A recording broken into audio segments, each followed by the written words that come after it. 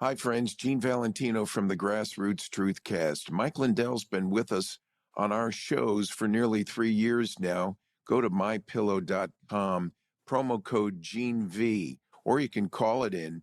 It's 1-800-589-4706. Mike's was a one-problem solution company with one product, the pillow. Today, it's hundreds of items in his website, mypillow.com. Now he's gotten to a point where the word's gotten out and they're having a $25 extravaganza. You can get a 2-pack multi-use pillow set for just $25. You got the My Pillow sandals for just $25. You also have their 6-pack bathroom towels for just $25 a set, and the brand new 4-pack dish towels, just $25. So they have an extravaganza underway right now with many super prices. Good time to start surfing mypillow.com and look through their entire store line of items for holiday gift giving this fall and winter. Thanks for joining us on GrassRoots TruthCast, and thank you, Mike Lindell and the My Pillow family, for being our sponsor on Gene Valentino's GrassRoots TruthCast. With breaking news and political commentary from a public servant, serial entrepreneur, community leader, philanthropist, and American patriot, and a darn nice guy, it's time for the GrassRoots TruthCast and your host, Gene Valentino. Hi, friends. Gene Valentino. Welcome to episode number 4 with Nanda Baghi. He's an entrepreneur. He's been with Fortune 500 companies. He's a very big entrepreneur in the United States. He's an American citizen, folks, a proud American citizen that reminds me of what my grandfather said as an Italian immigrant about this being such a melting pot of people from around the world. And what continues to make it so successful is that government, as much as we complain about it here in the United States, is still the best deal going in the world because it provides incentives for the many, not the few. And the problem we're running into now, which we have to pay attention to, is to make sure the incentives government provides continue to be offered to the many and not the few. The select few at the top in the Democrat Party regime under the Biden administration now is eating your lunch, and the social Marxist philosophy is creeping up to your door. Can you see it? You don't have to believe me. Ask Nanda Baghi. Nanda, join us. Thanks for joining us here on GrassRoots TruthCast. Our episode is the economy, pricing, inflation. Take the ball and run with it. Go for it. Thank you. Thank you, Gene, for having me. It's a great honor and pleasure to be here again. So as you all know, economy, the key features of any economy starts with diverse economic sectors, namely service industry, manufacturing, agriculture, and energy, plus consumer driven as well, and then innovation and technology, and the labor markets, and international trade, and dealing with various financial systems. So as a US, we are a global leader and we are, number one in economy. But still, we could not do the match of, government spending, consumer driven, because the confidence is so low, especially after pandemic.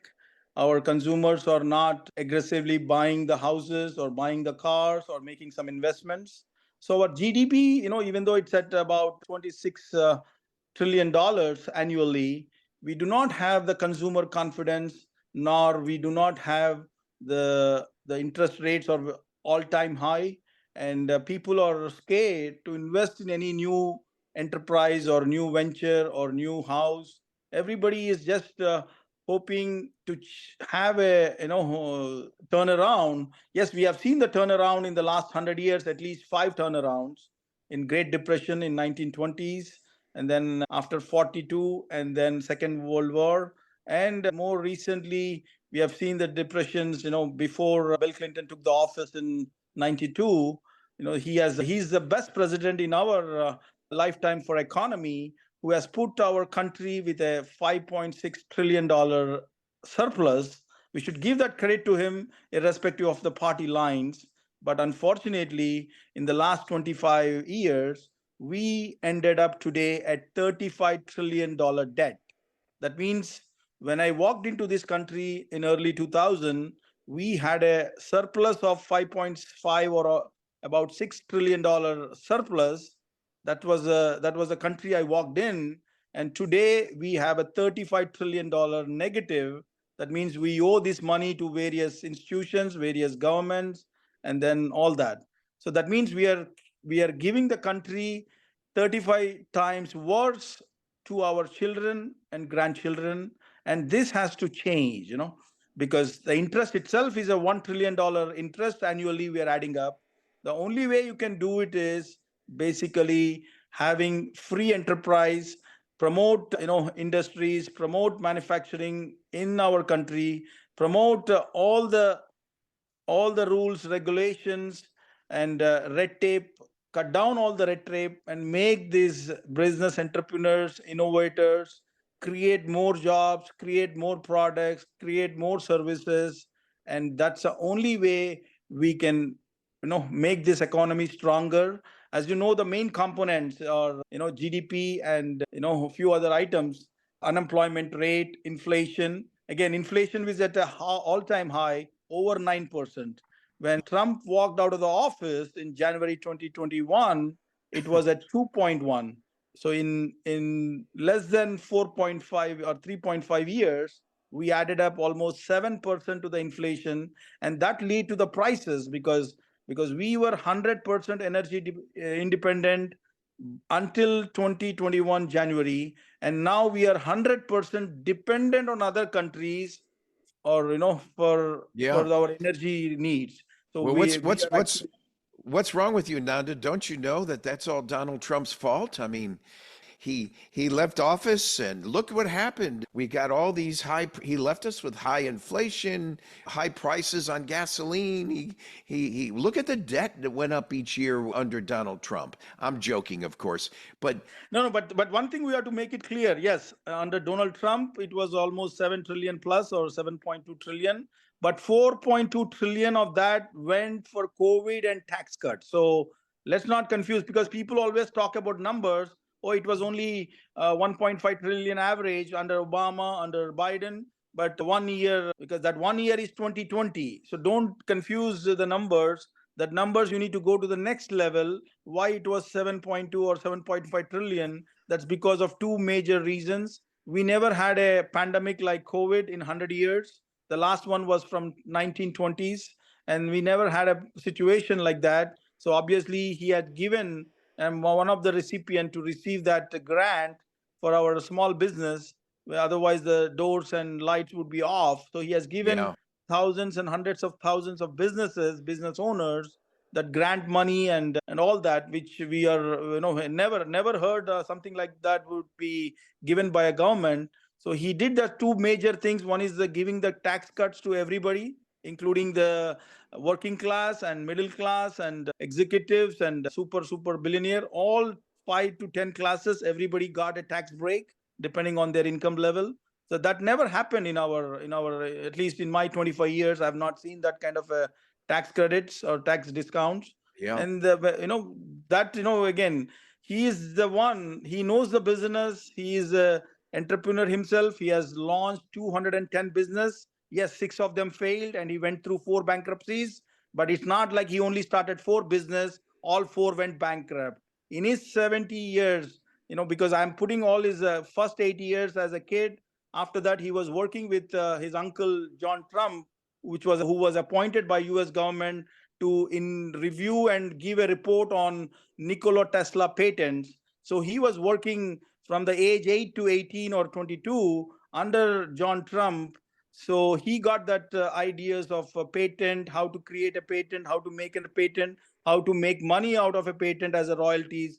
All that he learned from age 8 to age 21. So that's a kind of a background he brings to the table, and he's basically, a peacemaker. If you look at it, he has done peace deals with everybody, Russia, North Korea, and we will never see another leader like him, in our lifetime. Even if somebody can perform 50%, 50, half of what he has done, I can change my opinion, but I don't think anybody capable of doing what he has delivered, not just Yeah, talks. Because absolutely. I remember Rudyard Kipling, the poet, his in his poem "If," you can walk with kings yet not lose the common touch and treat those wealthy people and those poor people, they're both imposters, treat them just the same, he would say.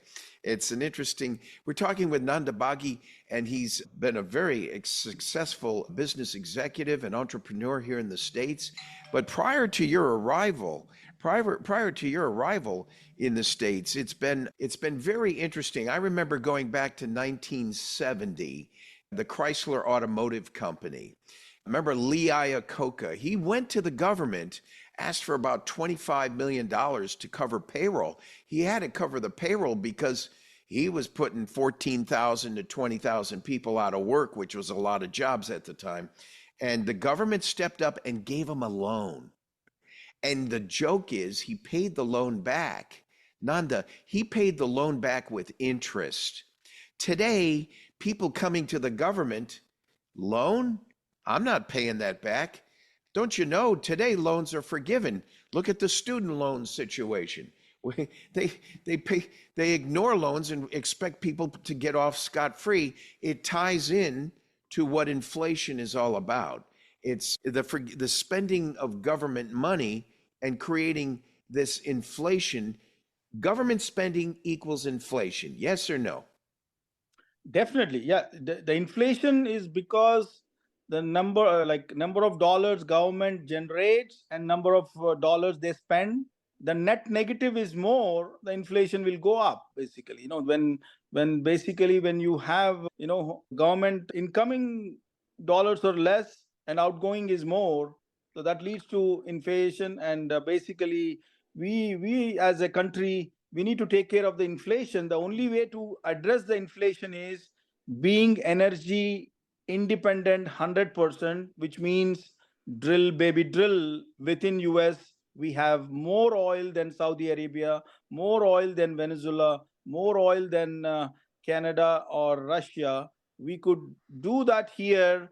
And again, yes, there are some environmental issues around that. I understand the basics as a chemical engineer, but still, when we do this, at least if not 100%, if the energy usage in our country per year, we need to do at least 25 to 50% in house or in the country, and then outsource only when that is in a need. We end up buying the oil from other countries, making them richer and richer. That's how UAE and Saudi Arabia, all these countries, where they, in less than 50 years, they are better than us today, in some way or other. So Nanda, Nanda Baghi, thank you for talking with us today during episode number 4, Economy, Inflation, and Pricing. We're going to talk about a rather interesting topic, abortion and abortion rights, the right to life. Our next segment, segment number 5, with Nanda Baghi, right after this.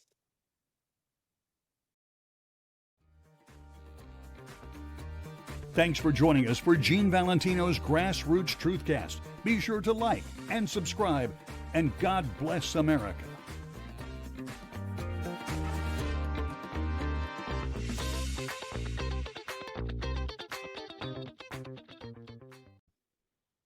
Hi, I'm Scott Walter, president of Capital Research Center and author of the new book, Arabella. I'd like to encourage you to subscribe to GrassRoots TruthCast wherever you get your podcasts. I know you'll find a lot of valuable material and learn exciting things.